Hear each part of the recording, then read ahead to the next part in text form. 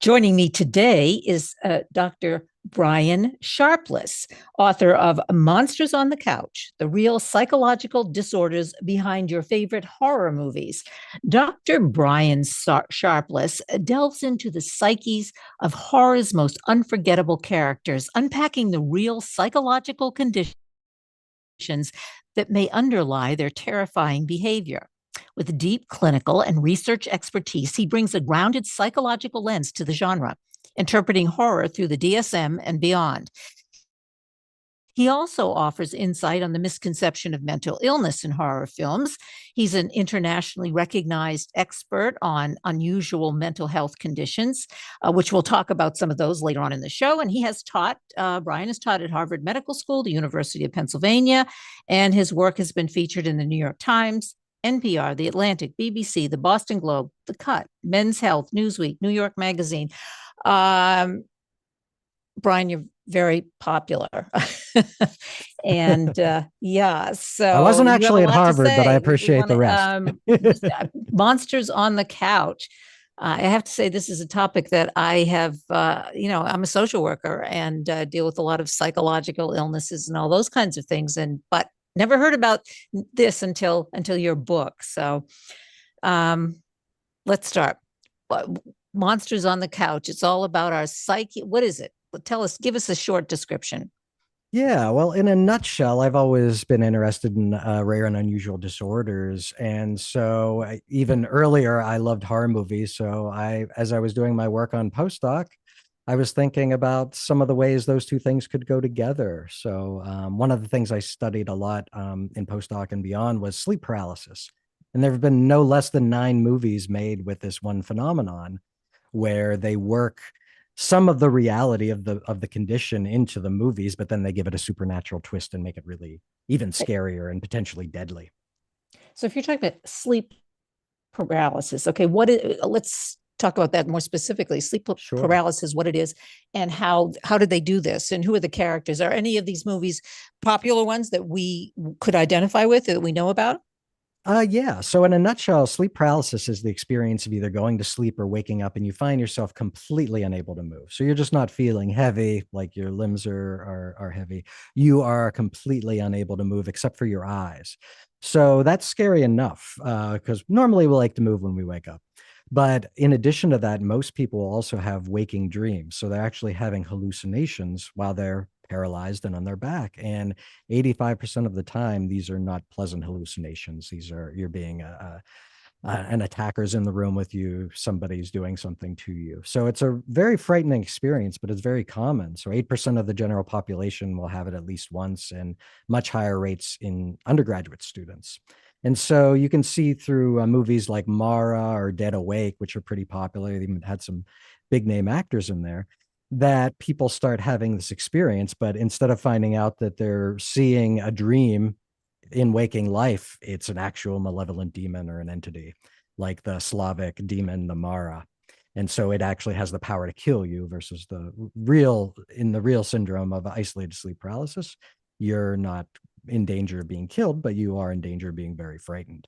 So, and then there have been documentary films, very popular ones, The Nightmare by Rodney Asher, this is very interesting for a lot of reasons. One, it captures 6 people's stories of sleep paralysis, and it uses Hollywood studio magic to recreate their hallucinations.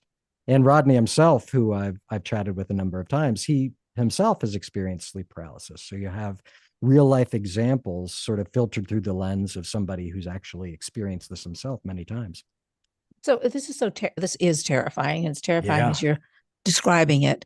Why are we so attracted to these horror films that incorporate these psychological fears, terrors? I mean, what is it in us? Why? I know that the number one, I guess, movies that people that in the box office are action films, but horror films come in second or third under that in terms of, making money in the movie industry. And obviously that has to do with our interest in Yeah. this fearful, terrifying stuff. Yeah, horror movies are kind of evergreen. They shift a bit. You see zombies popular for a while, then vampires. But yeah, horror is a very popular genre and makes a lot of money. And in answer to your question, I mean, I think it really is fun to be scared. So a lot of years of research has shown that even the perception of fear causes your body to release chemicals and hormones like adrenaline and dopamine and things like that that would prepare us to flee, fight, or freeze. Okay, so that we're prepared for the threat. But if you're experiencing this kind of biochemical cocktail in the safe confines of a theater, it's almost like the fear response gets hijacked and it actually ends up feeling good. And also, if you take a date to a horror movie, for instance, there's some data that it can cause feelings of closeness to come out. So you might actually have a better chance of getting a second date if you take your date to a horror movie. And Okay, so how does then that the work? other, How do you feel closer? Because you're hanging on to your partner because you're well, terrified, or how does that work? yeah, those chemicals can end up creating feelings of closeness and sort of a pleasant feeling. Even though fear in the context of watching a horror movie is kind of it's exciting and pleasant and scary at the same time. And I think the deeper question is, I mean, from your work as a therapist that so many people have so difficult of a time facing the reality of their own mortality. And they might only get confronted with this when somebody that they're close to dies. And we spend so much time, especially Western culture, really almost denying the existence of death. And in horror movies, that's really hard to ignore. And for some people, it can actually serve as a stimulus to thinking about their own lives a bit more. There's also some data from the social psychology literature that when you're confronted with the possibility of your own, well, not the possibility, the inevitability of your own mortality, it can lead to some real concrete changes. Some people will start eating better, exercising more. There's a little bit of data even that when you're faced with your own mortality, you find yourself feeling closer and more committed to the people in your life. So I think these are some potentially positive consequences that can come about through, thinking about scary things and watching scary things on the screen and while you're eating popcorn. So you're facing your own mortality, but in a very actually safe context. You're in a movie theater or in your house or in a friend's house. But yet you're Yeah. facing what you're saying is you're watching this horror and death and whatever it is, but you walk out of there being able to say, oh, that's not me. And Or even you're more safe, scary, that could be me. or it Yeah. could be me, but it isn't. Yeah. Yeah. But you think that's what happens? I mean, I know for myself, if I see something really scary and I get into it and it's terrifying, or like you're saying, a horror film, but then when I Mhm. walk out, I can I can breathe again, like I Yeah. had that Yeah. experience, but it's not me. Yeah, it's really interesting. It also depends what you watch. I think if you watch something like Psycho, where you don't have aliens, you don't have supernatural beings with superpowers or anything, you just have one lone, isolated, tragic, and very disturbed person. I think that can be even more unsettling than watching a horde of zombies attacking a city. Because Well, this it's is more something realistic, are that's, you saying, or you can identify more yeah, with that one person who, as opposed to like zombies. It's more yeah, it's hard to difficult to, identify. yeah, Yeah. Yeah, they're to kind of connect with a mindless in most zombie. cases. Yeah. I think even if you look at vampires, they kind of, a lot of people can resonate with vampires because we've all sort of had that thought. What would it be like to actually be immortal? What would it be like to, have all the time in the world? What would we do with immortality? Would we learn 40 languages? Would we learn how to trade better? Would we end up becoming sick of life? Like you see in so many vampire movies, like we saw that in Interview with the Vampire, Only Lovers Left Alive. There's almost a tortured recognition of the vampire being cursed to immortality when life has lost its vigor and its kind of flavor. So I think it raises a Is lot. The good horror films will, apart from being just transgressive and kind of scary and shocking, I think they can raise deep, unsettling questions about ourselves and about society at large. do they become more popular depending on what maybe the social, political context of our culture that we're in? So, as you say, they ebb and flow in terms of popularity. Um, when we're say during the Depression or World War II, or now, and our Yeah. political chaos. Does that make a difference? Absolutely. Yeah, I think it changes how it manifests. I mean, if we're thinking about post World War II horror, you see a lot of the big creature features. You see them, these radioactive ants that have mutated to a monstrous size and are kind of attacking the city. So, you could read that as a morality tale, or just discomfort with being in the nuclear age. One of the things that I was shocked with as I was researching this book was this: there have been more zombie films filmed since 9/11 than in all film history prior to 9/11. I don't have a great explanation for that other than, if we think about zombies, it kind of harkens back to those old fears of just being overwhelmed by an invading force, or, kind of a siege situation. You're stuck in a castle with a couple hundred people, and there are thousands of people that want nothing more than to kill you outside. So I don't know if those dynamics were kind of activated by the cultural shock of 9/11, certainly in the US, but that's an interesting finding, and I don't quite know what to make of it. What about now, today? I mean, that's Yeah, after 9/11, but that's quite a few, that's a few years ago. What about it now in is. our political climate? What are the most popular horror films? Yeah, I haven't really noticed any trends. I mean, we're kind of going back to a lot of the classics. So Nosferatu, Eggers released Nosferatu last year. He's going to be doing a new werewolf movie that's coming out in December. So these are films that have been go back to the 30s.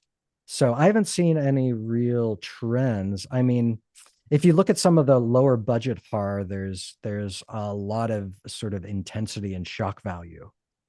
And What's the difference between low budget and not a low budget?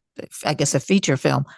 yeah, exactly. Yeah. And even some large feature films will kind of have really like body horror porn, like the Saw films. And those were relatively a larger budget compared to the other ones. But there's a kind of an upping of the intensity of some of the more transgressive elements of those films, especially more the culty films.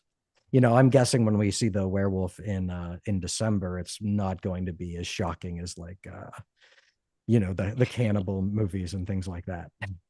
But we'll Well, see. Maybe I'll be surprised.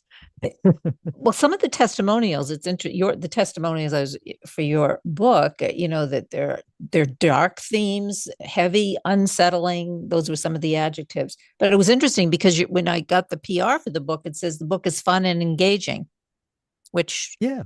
it's both. I think, as you know, humor is a good defense against terrible things. And as I was writing this book, it could, as I was really trying to get the tone right, I didn't want it to be ponderously serious. I didn't want it to be cheesy and going for jump scares. I wanted it to be kind of an accessible window into some extreme variations of human behavior. And I also wanted to be sure that humor is tricky, right? You don't want to be, and I would never make fun of somebody with a condition, a serious condition. But I will, however, have a lot of fun making fun of questionable acting and plot choices in films, and of course, making fun of myself as I'm going Yeah. through it. Because when you're covering, I mean, really dark topics. I mean, some of the corresponding conditions of movie monsters are not only scary but legitimately tragic. Some I've seen several cases of. So, for instance, um, we're all familiar with Invasion of the Body Snatchers, Invasion, which had Daniel Craig in it, the Stepford Wives, these films that the premise is the people in your life are being replaced by identical looking duplicates. And it usually starts out small. One person in a town thinks their wife's not their wife. And then it turns out it's expanding, and the whole town, the whole state, the whole country is now been infected by these people who are replacing humans. Well, there's a real life corresponding condition where you have that delusion. It's called Capgras syndrome, where, and unlike the films, it's usually centered on the people you're closest to. So you wouldn't believe your mailman would be replaced, but you would believe that your child or your parent or your spouse had been replaced. And the where this gets really tragic is you see this in 7 to 10% of patients with Alzheimer's. So, I mean, how terrifying is that? So these So I'm poor going to stop you folks, there. So what is the connection? well, they believe sincerely that the person who they're relying on to take care of them as their health and their mental capacities are declining is not their, it's not really their wife. And even worse, the person who looks like their wife might have actually been involved in the kidnapping of their actual wife in their delusion. And this is common. So if you work with elderly populations, you will run into this condition. And with people with Lewy body dementia, 1 in 5 patients will have Capgras syndrome. So this is not only tragic for the person who's suffering from it, but for the entire family. It creates a terror. It's really fun to watch on screen, but when you see the clinical reality of it, it's hideous. It's terrible. Yeah, it's heartbreak. It's sad. I mean, Yeah, it's obviously in real life, it's sad. Alzheimer's, Lewy body. yeah. That's terrible, Yeah, and these are obviously, for the not family. uncommon conditions. Yeah, I've seen 3 cases of Capgras syndrome in my career, and I don't And specialize in working with geriatric patients. so is there any, I don't want to say cure, but is there any way to kind of mitigate that kind of condition in a person with dementia? You just have to try to slow the progression of the dementia as much as possible. This is a case where it's very important to get support for the caregivers in those cases. Because not only are they dealing with the fact that their loved one's declining, but their loved one is acting like they don't like them or trust them a lot of the time. So with that condition, you really want to treat what's underlying and driving the delusion. So you will not only see that in Alzheimer's patients, you also see that in certain forms of psychosis. So in schizophrenia, you'll see that. Even sometimes it will occur in severe bipolar disorder as well. So you really have to get a good sense of what's driving the delusion and then try to treat the delusion indirectly through treating what's really driving it. Yeah. Whether that's Now getting supportive back to, therapy I or want to, yeah, because I don't want to lose this, but sure. in terms of age group, like, do you take your young child? At what age would you? I guess it depends on the film. Do you recommend horror films for children? Well, I will disclose that I've been seeing them since I was very young. I had an uncle who was only 7 years older than me. He was more like an older brother than an uncle, and he introduced me to terrifying things.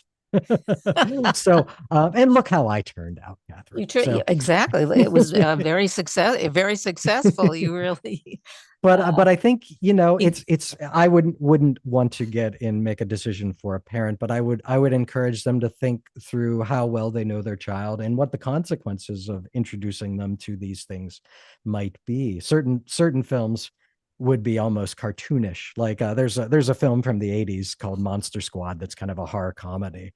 I imagine that most parents, if they screen that, would be okay with young kids watching it, but showing something like the remake of Dawn of the Dead, which is terrifying, very yeah. gory, lots of blood and guts, I have a feeling a lot of parents would not choose to let their child see that.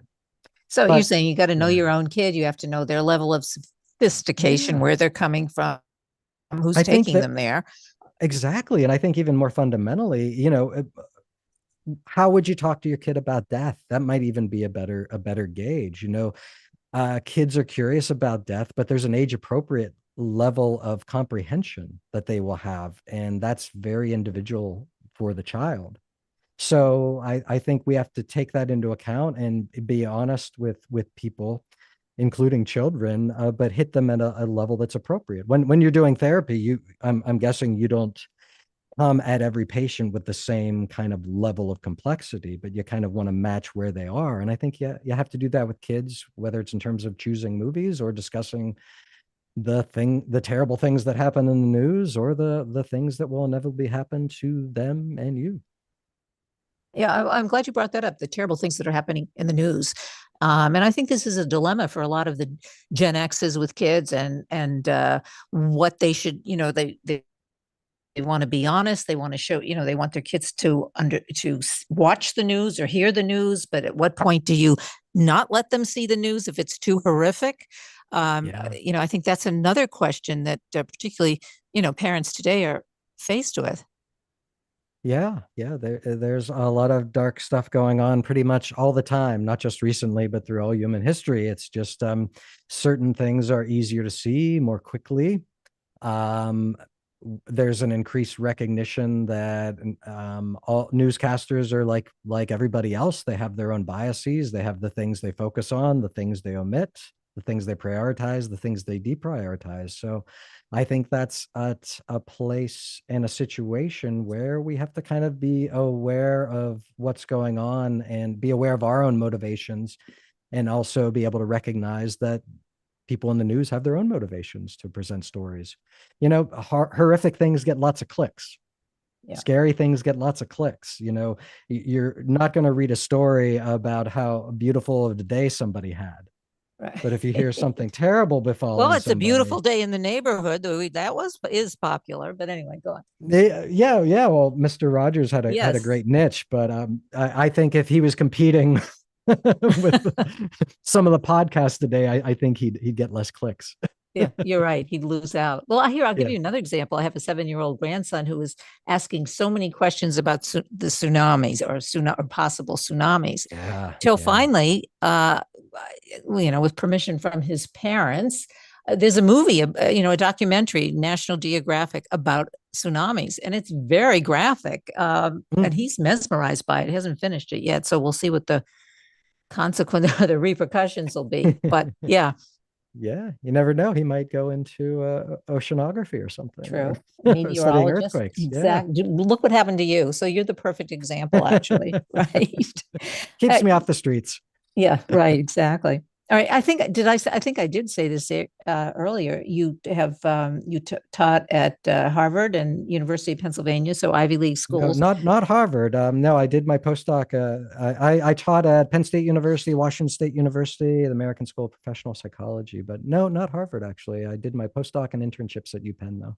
Oh, Yeah, oh, at yeah. So UPenn. That's where you did your. Yeah. Okay. yeah. So yeah, so you were doing your postdoc there, clinical psychologist. So were you into this when you were there, or how did your interest evolve, I guess, in the horror films?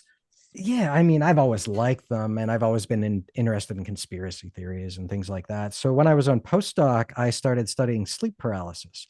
That was sort of my gateway drug into rare and unusual disorders. So after that, I started studying other rare and unusual sleep disorders like exploding head syndrome, which is not as dramatic as it sounds, but you're going to bed or waking up and you hear a massively loud noise or have a sense of explosion inside your head. And as I was studying this, and my university at the time press released the paper, I started getting all these interesting calls from people telling me, you're an idiot. This is not a neurological blip or something weird with your sleep cycle. It's the government shooting energy waves at you while you're asleep to drive you crazy. So I started noticing sort of other unusual beliefs that were associated with these kind of low base rate phenomena. So exploding head syndrome isn't quite as common as sleep paralysis, but it does happen in a number of folks. And so then I started just expanding my interest into other areas. And my last paper was on clinical therianthropy, which is the delusion that you turn into an animal and acquire that animal's characteristics. And a colleague of mine in the Netherlands and I were able to get a sample of 77 cases of this, and we're able to conduct, I might be the first person to conduct statistical analyses on people who believe they turn into animals, which I take a little bit of pride in. And Well, we found some interesting things. So well, you should take pride in it. But what animals is there one that people are consistently think they turn into, or are they all different? the most popular one isn't wolf, actually, it's dog, so closely related. Number two would be wolf, and I think the third one was cat. So someone who believes they turn into a cat would be suffering from ailuranthropy. And then some people believe they turn into cows. That's boanthropy. But the case that blew my mind, and I'm not making this up, I found this in a peer-reviewed old psychology journal. A gentleman believed he turned into a gerbil. So Oh, he had raised gerbils as a kid, that's the and worst. yeah, well, they're kind of cute. I don't know. I like gerbils, but but he would started sleeping under the table in his house, and his nose even started twitching in that cute way that rodents do. But he was firmly convinced, and he was insensible. You couldn't talk to him when he was in the gerbil form. So when he came out of it, as is the case with many people with clinical therianthropy, some of them are amnestic for it. They don't remember what happened. Other people, they can have recollections that, kind of like in American Werewolf in London, Jack would sort of have these fleeting thoughts of, not Jack, but David would have fleeting thoughts of things he would do in wolf form. You would see that in actual patients. There was a case of a snake, a person who believed they turned into a snake, tiger. So it ran the gamut, but the most popular were dogs and wolves. If you turned into a dog, one might be more popular with family and friends. A snake, no, a gerbil, I'm not sure, but it would be like, uh, how often does this happen? I mean, give us like, Well, we don't really know, oh, unfortunately. We were able to identify 77 cases that were published in the literature, but if you we also, after the fact, started looking at news articles. There was a case in Belgium of a woman who believed she turned into a chicken. She was a recent immigrant, and there was a lot of stress in her life, to the best of my knowledge. And this is kind of how the psychotic symptoms manifested. So I'm guessing it's more common than 77 times since 1852. I don't think it's a major public health threat. But if you are working in, like, say, inpatient units that get a lot of patients that are experiencing psychoses, you will come across them. My colleague in the Netherlands runs across a case, maybe one case every year to 2 years of this. oh.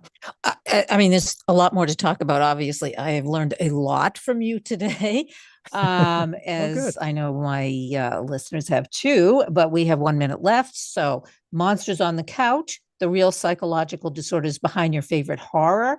Brian Sharpless is the author, PhD, clinical psychologist. Great having you on the show today. Really interesting stuff. Yeah, thank you for having me. Great questions. Great. So, give us a website or platforms to go to for more information. Yeah, you can see I give a lot of public lectures, so you can find those on my website, www.briansharpless.com. I'm on X and Instagram and Facebook, so you can just put my name in there and find me there. So, Okay. yeah, thank you for having me. Thank you for being on the show. And Dr. Brian Sharpless, you're everywhere. That's good. Cheers. Cheers.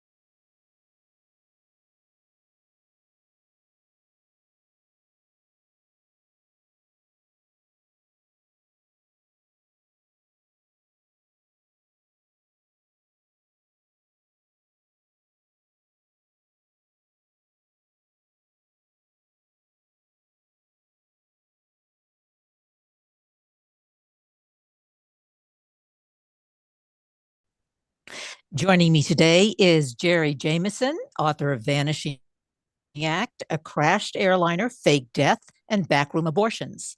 Over a span of 39 years, 25 aliases, 28 arrests in 20 cities, and nearly a dozen imprisonments, Robert Spears lived a con artist's life of unparalleled adventure and intrigue. But that is far from the end of his story.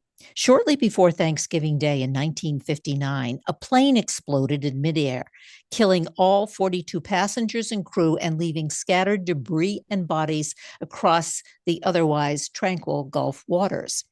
Listed on the manifest was Dr. Robert Spears, once the highly regarded president of the Texas Neuropathic Association. Less than 2 months later, Robert Spears miraculously, quote, rose from the dead in Phoenix, where he was promptly arrested. As the FBI began to investigate, they uncovered a stunning, mind-bending tale of murder, abortion rings, and false identities, as well as insurance scams and medical fraud that stretched over decades. For nearly 40 years, Jerry Jameson has been an award-winning advertising copywriter with more than 30 national writing commendations during his career.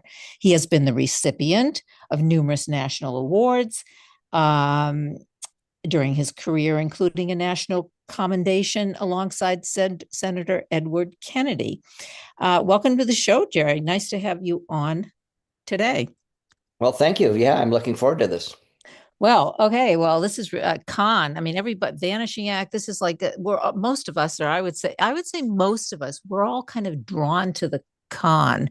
There's something exciting about it, something that connects us to something that's mysterious. There are a lot of descriptions and I guess reasons why we are so interested in a con. So let's start with that. Why, you know, why are we reading your book, watching Netflix? I think wherever there's an opportunity to hear a story like the one that you tell in the book, we're there. Well, I think for some reason, my background academically is sociology, and if psychology is the study of what moves the mind, an individual's mind, sociology is what moves people, and I think we all find ourselves fascinated by individuals who have the ability to move people, especially when they move it for evil means. That somehow they have the ability, the skills, to bend people's will towards them. So I think we're just drawn to it. Like I think there's this natural thing, like I wouldn't fall for this, and yet we watch over and over and over again these scams that take place. But Dr. Robert Spears was not, he was not a typical scam artist or fraudster. He was epic in his scope of the crimes that he did. 40 years of crimes that were spectacular, ending with the most spectacular of all. So yeah, he wasn't the ordinary guy who scams you out of $5,000 or Yeah. yeah, he was way beyond that. And I guess and I read the short bio about him, but 39 years, 25 aliases. What else did I say? Arrests in 20 cities. Also, he was caught though. He had a dozen imprisonments. What happened? I mean, that's a lot of being incarcerated. Yeah, I should say too, when I wrote that there are 12 imprisonment, these aren't local jails. These are federal prisons. These are, state prisons. These are significant sentences that he received.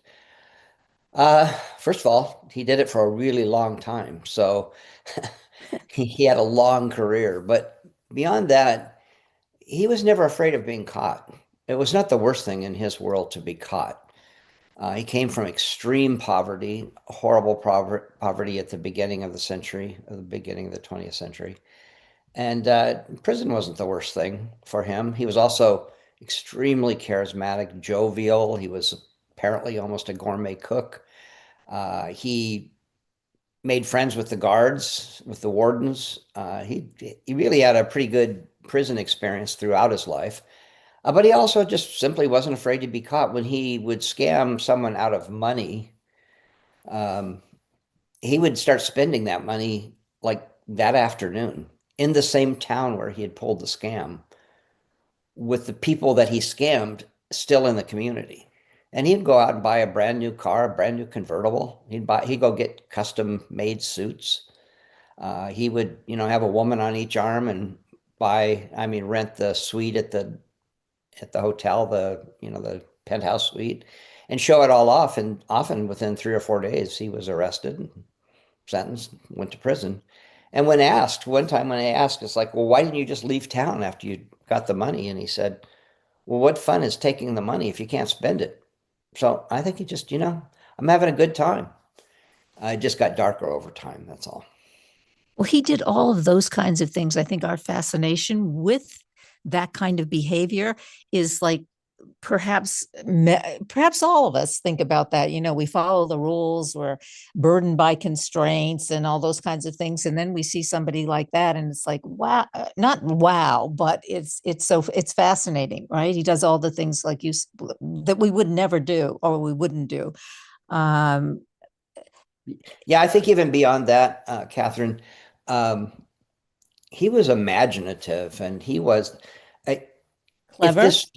this story didn't end so tragically, uh, he, he would be a dark comedy. His story would be a dark comedy because he enjoyed the the game of scamming people. He had fun with that.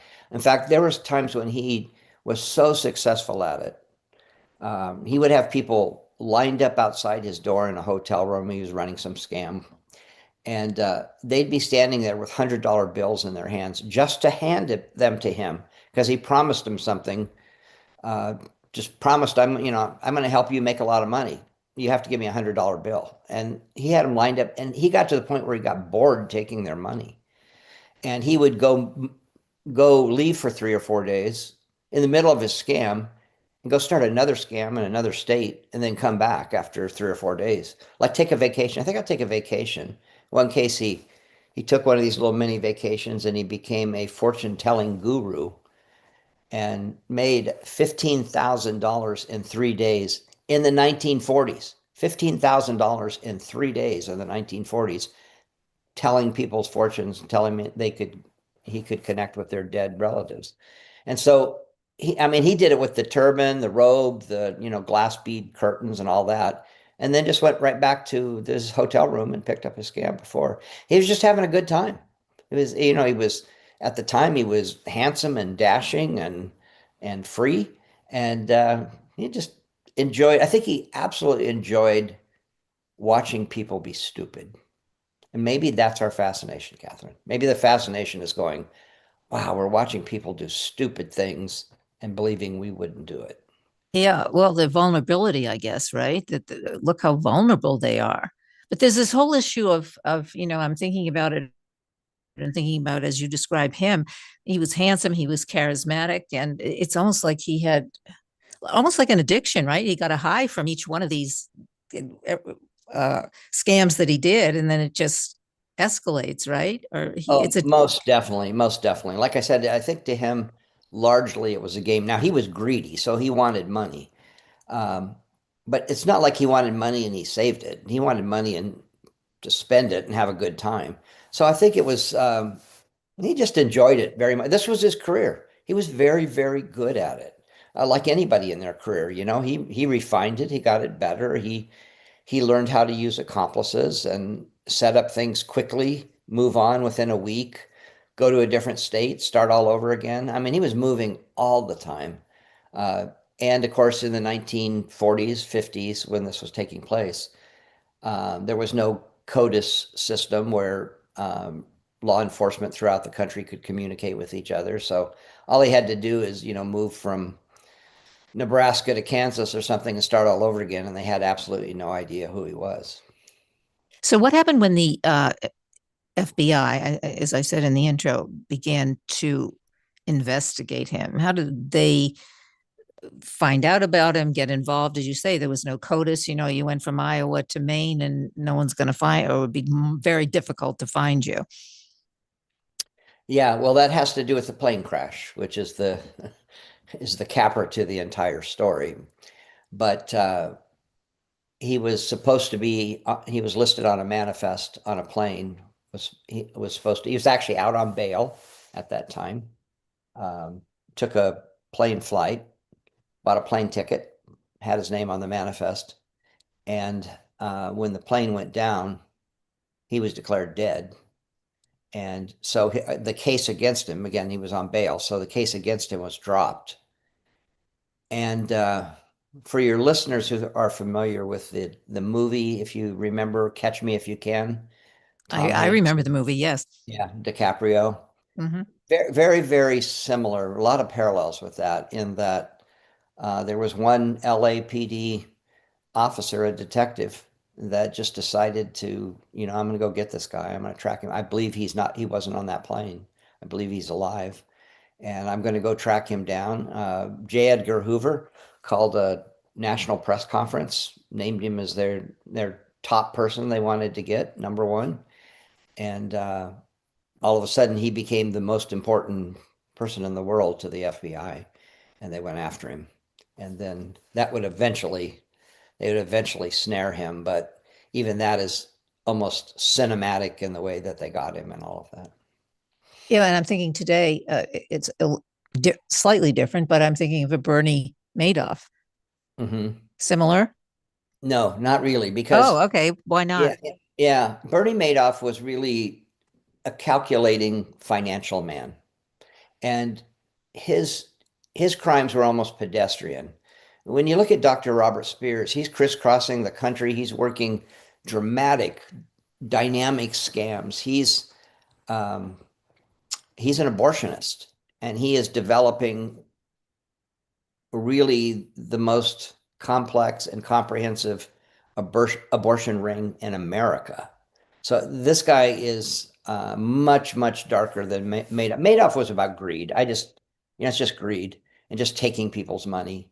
And this was a very flashy, very large personality that took on anybody. I mean, he was, as I mentioned, he was the president of the Naturopathic Association, which at the time had the same number of members as the American Medical Association. So there was same number of physicians in America at the time as naturopathic doctors. Naturopathic doctors are like holistic doctors.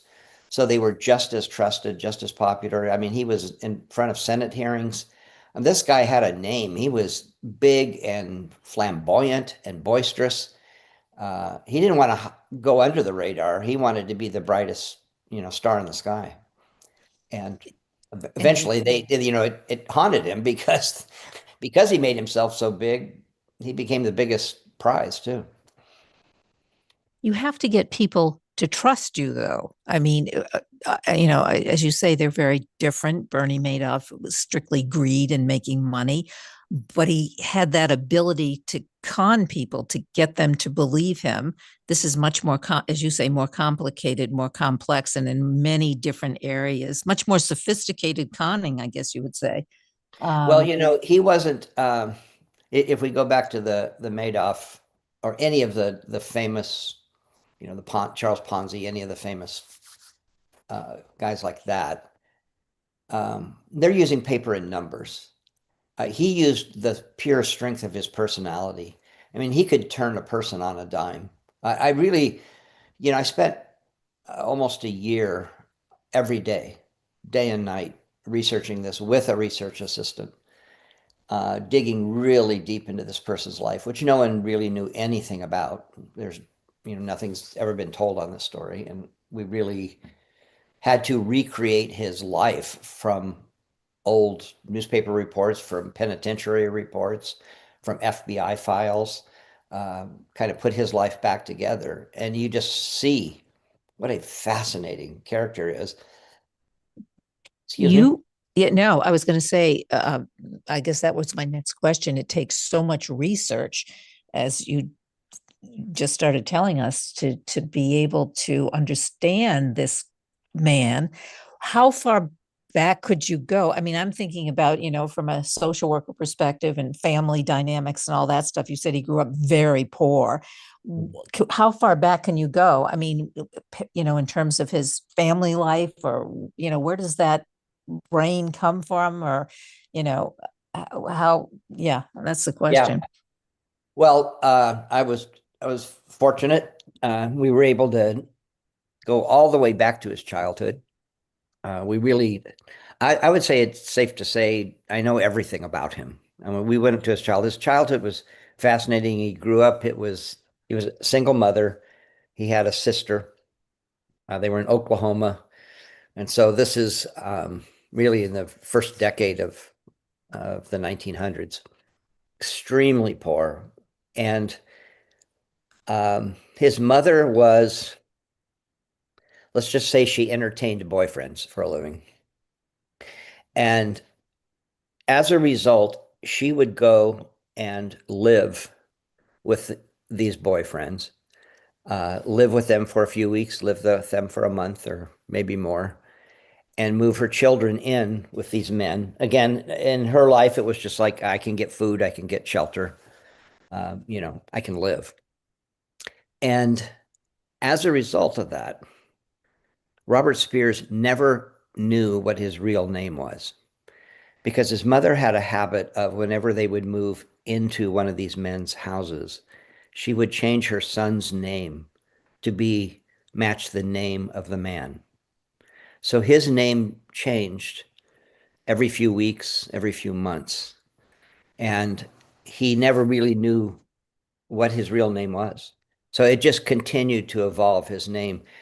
He had 26 different aliases. When I say that, those are criminal aliases, not names he went by. I mean, those are in the criminal system, 26. So he learned early on, when you encounter difficulty, when you encounter need, you move to a new location and you change your name, as if that was normal. He also, because they moved all the time, he never went to elementary school. He didn't go to, high school, didn't have any education, didn't particularly have any friends, because his mother just kept moving him and moving him. One day he came home and his sister was gone, and he never even knew what happened to her. His mom wouldn't talk about it, just said she's not with us anymore. And so questions weren't asked, and they just kept moving and moving and moving. Eventually, he's in a reformatory by the time he's 12 years old, kind of permanently in a reformatory. He eventually gets out for a portion of time. They allow him to get a job. When he gets the job, he defrauds, he steals the money from the guy that he was working for. The judge at 17 sentenced him and says, you have two choices. You can go to an adult prison for the next 10 years, or you can join the army. And he joined the army, and that was World War I, and he became a decorated soldier in World War I. So, Jerry, it seems to, I mean, I don't know, was it a perfect storm? Like, his mother was a con also, it seems to me, if she's going in, sleeping with these guys, living with them, and having them support her and her son, and I guess his sister too. So he was learning how to be a con, but he also had to, didn't he? I'm asking you, be very, not just creative, but intelligent. I mean, there are Yeah. kids who are in those kinds of situations, as a social worker, I've seen some of it, but would not end up a charismatic uh, um, character. Not Yeah. character is probably the wrong word, but intelligence is an intelligence there too, and a focus. Yeah. Well, first of all, he's a very gifted individual in every way, from, his personality to his skills. Now, keep in mind, we're talking about a person who is named Dr. Robert Spears. Dr. Robert Spears never had any education in his life. He had never attended college, and yet he had a college diploma hanging on his wall. He had never attended medical school, and yet he was basically an OBGYN. He purchased his medical license from a man out of the trunk of his car for $500. So he had no education whatsoever, and yet uh, he's a fast forward a few years, and he is a very wealthy, very highly respected doctor in Dallas with a huge clientele. And I have copies of his ads that he ran in the Dallas Morning News where it says, specialist in female problems. And so he had an entire clientele. Uh, he had never had any medical training in his entire life. And again, he's head of the National Association for Naturopathic Doctors. So yeah, very gifted, very intelligent. Uh, I mean, taught himself medical practices uh, with not even an elementary education. So an impressive person, unfortunately, for mostly wrong reasons. Yeah, an impressive person on the dark side. Um, but now you're so, and as I'm listening to you describe him, obviously, and you're talking about the research, but it almost sounds like you too, you get having done all of that and being so connected to him, like an emotional, you have a real emotional connection to him. I mean, how does that, doing what you did and writing the book, how did that change you? Yeah, I think my I think my wife was concerned during this time because every day, I'd get up each morning and find something new about him. I mean, one of the things about having 26 aliases, I think the book says 25. I found one since the book has been published. 26 aliases is that it's not like you just pick up a newspaper, like today, you'd Google a name and then you find all the references. Well, he has 26 different names during a time when we don't have access to, search engines like that. So we were going through old newspapers from all over the country, thousands of newspapers from all over the country. And all of a sudden I would find, hey, this guy named something different sounds very much like our guy. Hey, I think it's the same guy.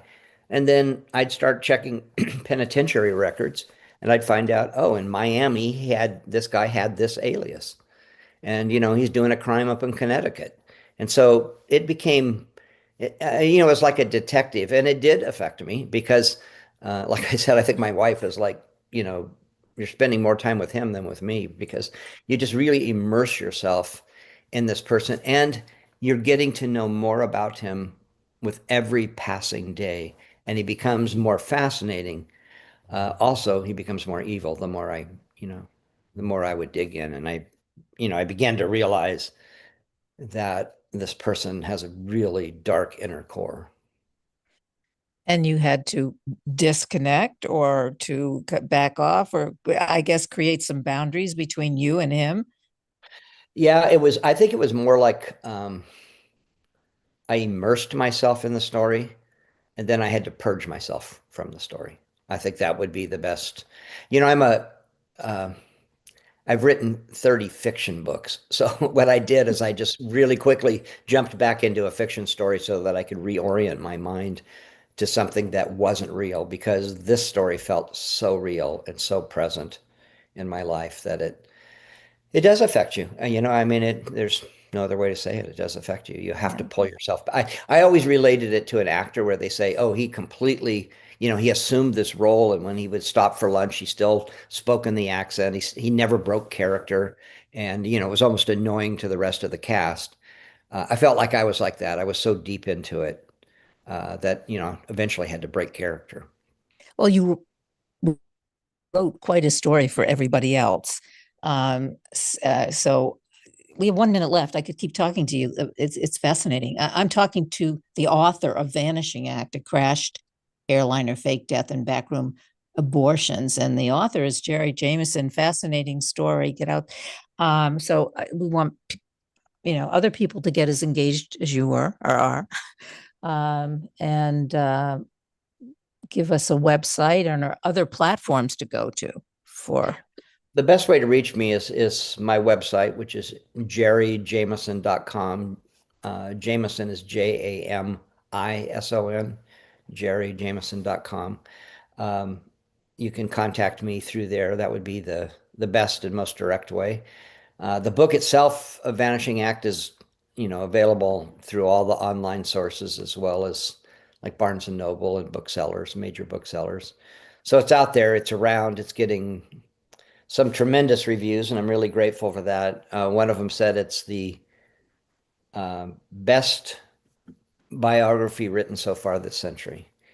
And I appreciate that because I know the amount of work that went into it. And it's recreating a life that had completely disappeared into the mists of history. It was huge for the period of time that this was breaking, and then completely disappeared. And his life is massive. It's a massive life. Wow. So there's a lot in there that every chapter ends with a cliffhanger because his life was a series of chapters of cliffhangers. I was going to say, yeah, that's exactly that's what it was. All right, so everybody needs to get out there and read it. Thanks so much for being on the show. This was great. Well, you asked great questions. I appreciate it, and it's a story that will stay with you for a long time because this person you get to, through the book, I really believe you get to know him, and then he is a part of your life for better or worse. Fantastic. Thanks so much for being on the show. Absolutely. Yeah. Thank you. Thank